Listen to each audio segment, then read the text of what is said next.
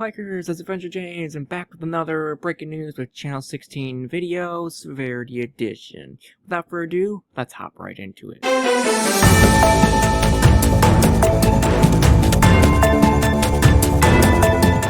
First piece of news today is the map that is going to be in Severity, and we have the first images of it. Starting the one on the top left is a miniature gas station, probably located in absolutely the middle of nowhere, because of course this map is based off of the Dakotas and the Red River Valley region. And you can see a vehicle parked in the background. That is the Grand Cherokee, probably in the background. And the roads are very well done, along with, you can see the trees. Those are the type of trees that also were going to be added to Twisted as well. These are probably placeholder trees that, of course, you edit them and add wherever you want to them. And they also add a lot of realism to the map as well. Now, as I said, this is a very quaint little gas station, probably found in the middle of nowhere. So, if you run out of fuel, at least you have a gas station somewhere where you don't expect it to be.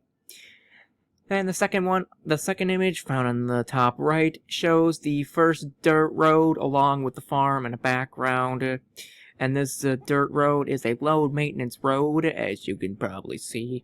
And you can see how bumpy the road is, so you're just gonna go bouncing up and down the road and probably catch some air. That is why it's probably advised to stop where the stop sign is.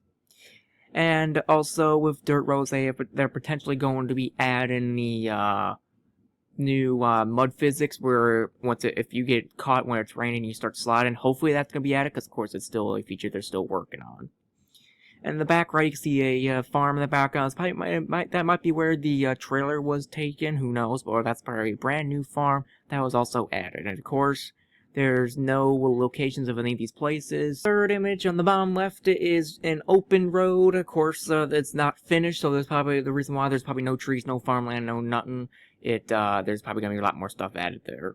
It's just showing the basic features of the map, along with the nice hills, smooth rolling hills, and also the roads as well.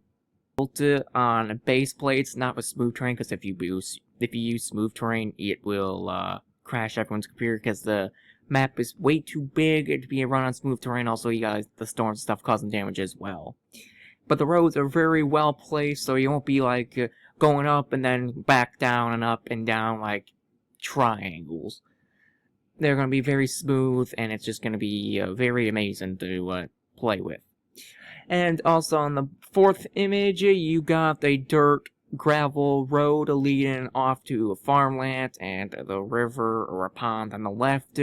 And more details, of course, are going to be added. These are just preliminary, everything's subject to change by the time the game releases. So these are the first 4 images of the map that will be in Severity, so can't wait to see how this map gets developed. And the second piece of information we have today is from BSP. He shows the type of dashes that every vehicle will have and how dynamic they are to this world surrounding them. And the first one on the top left shows what it looked like, and what the one on the right shows like the base model of it without any decals, like images and whatnot. And the one on the left shows it completely finished with the colors, decals, textures, and everything else on it. And that's what it will look like in the daytime, and the one on the bottom right will show what the dashboard will look like during nighttime, as it will glow, which adds more realism and immersion, which is something that I really like to see in Severity. I can't wait to actually start driving nighttime and see how it goes. And so that is the second piece of information we got today. Let's move on to the third piece of information we got today. Third piece of information we have today is from Sean. This is the server menu. This is the one where you can change servers. This is remember, all UI in the Severity is made all in one. You press 1 to lead to the one main UI. You got the radar, environment, team, server, shop, settings, and the time and day. It's gonna be then you got your personal information and server information on the right. At the bottom, it shows the server that you're in, also where it shows where you are as well, and the EAS text if you're inside of warning. And the server menu shows the uptime, how long the server's been running. Most likely that's hours, minutes, and seconds, or how I think that might be even days as well. And then you can see the 3-day outlook, which the first one is high, moderate, marginal. Second one is moderate, slight, enhanced. And then the other one is all marginals. It also shows the game time as well. It's 2:05 p.m. on that certain day. So you've got a whole bunch of days. So it actually shows you what day on. It also shows that how long the server's been running. And you also can see your friends in the server as well. And then it also shows that the server you're in as well. On the right, it'll say this is the server that you're in. And then it'll yell at you if the server's full. And also you can type in server ID if you don't know what the server your friend is in as well.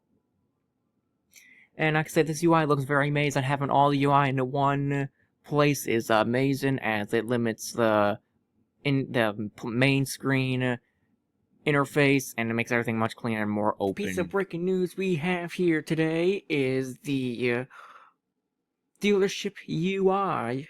And the first one on the image on the left is the main menu of the dealership UI, where you can put the type of vehicle you want: trucks, SUVs, sedans, and of course other vehicles.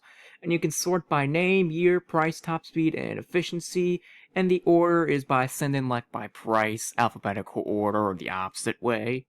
And then of course, if you just want to do basic categories, you can do like precedent down below by trucks, SUVs, sedans.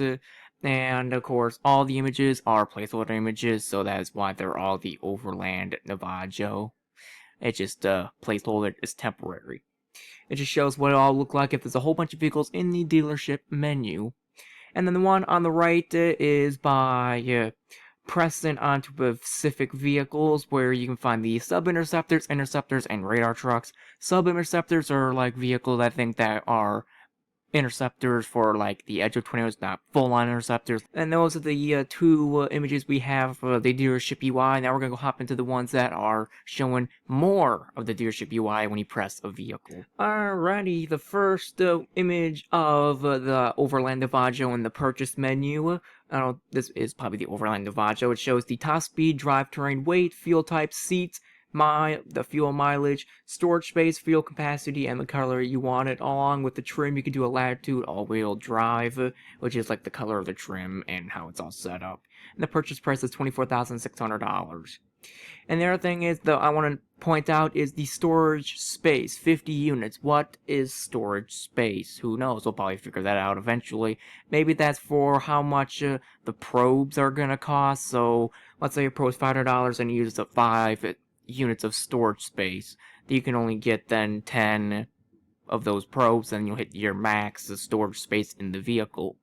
Otherwise, I don't know what the storage space is for. That's my guess about what it probably will be.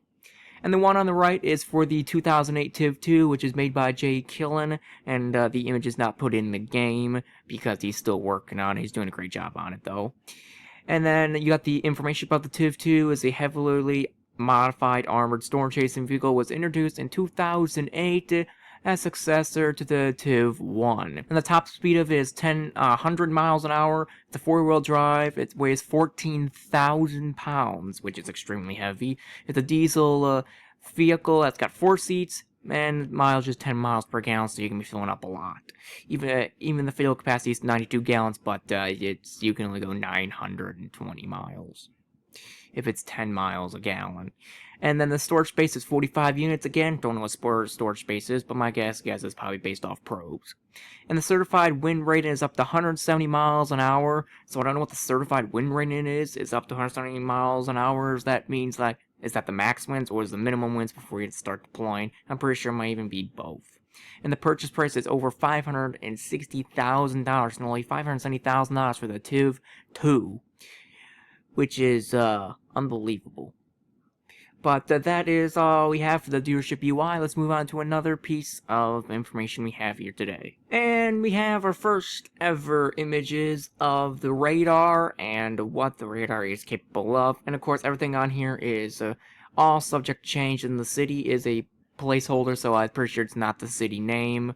And you can see the tornado warning icon. You got the base reflectivity along with all the word and stuff down below, and the DBZ below. And you can see the radar site off the side of the left, which is of course not the actual radar site, because it's of course all work in progress. It's just a placeholder, just enough to post a leak about it. And you can see the location of Willis. He's moving, I believe that's north at almost 70 miles an hour. She's just driving a very slow vehicle, probably. And then you can see on the left a icon, which is actually found on many radars. I'm pretty sure that's probably your actual player, I think. And it's moving south. And then at the bottom, you got the UI showing what radar you're using, what product you're using. And then on the right, you got the locate me. I think that's distance tracker or the days. And then you got the color table potentially. And then you also got the day or, again, length trackers based on one of those two are. And you got layers where you probably can turn off like TVS icons, city names, and probably stuff like that.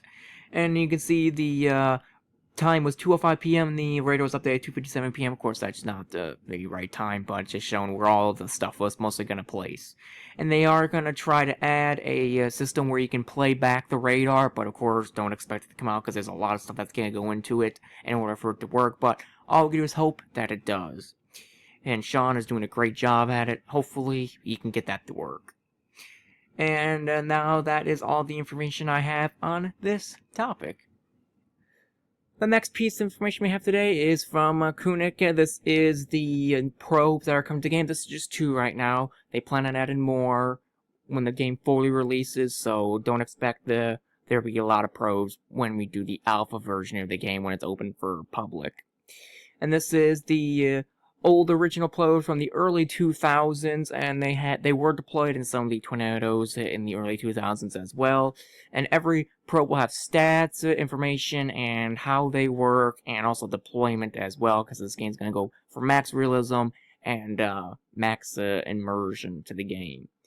So I really can't wait to see how probes work in Severity, as they're going to be pretty darn good. This leak here is from Space Mansum. This is the first leak of the 3 vehicles that are going to be in the game. The 3 vehicles that we probably have only seen in the game.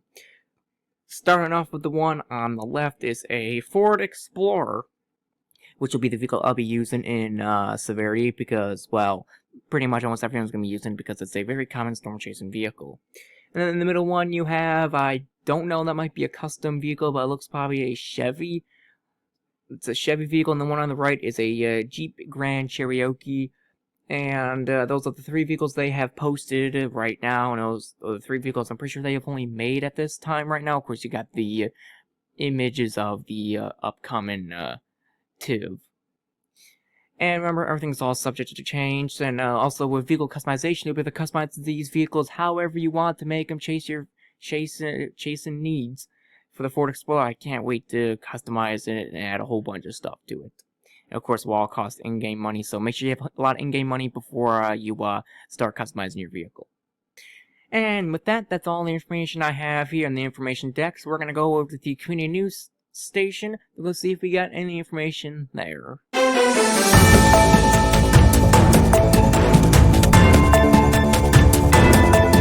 And as opposed in this video, there's no community news, although the one thing that was posted was by Willa saying that Severity is not out, and any game that is claiming that it is out and have a game posted of it, it's a scam.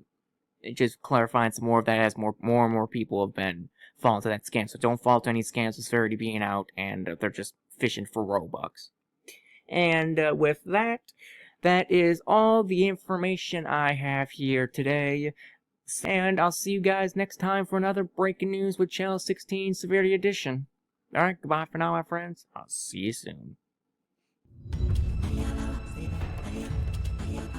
And today's question of the video is, what vehicle do you want to see in Severity? My option was the Ford Explorer, was them to edit, and, well, they are.